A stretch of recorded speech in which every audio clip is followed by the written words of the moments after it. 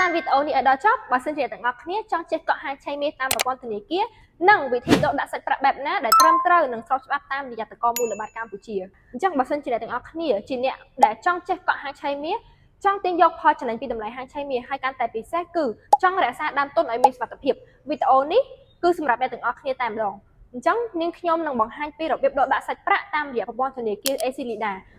នេះជារបៀបបញ្ចូលទឹកប្រាក់ចូលក្នុងគណនី MT5 តាមរយៈធនាគារ ACLIDA ជាដំបូងយើងចូលទៅកាន់ធនាគារ ACLIDA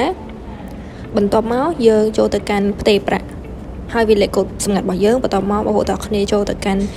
គណនី ACLIDA ឬមកក៏លេខទូរស័ព្ទបន្ទាប់មកគឺយើងត្រូវបញ្ចូលលេខគណនី CMA របស់ក្រុមហ៊ុន PP Link បន្ទាប់មកទៀតគឺយើងត្រូវចុចបញ្ចូលចំនួនទឹកប្រាក់ដែលបងប្អូនទាំងគ្នាចង់ធ្វើការវិនិយោគ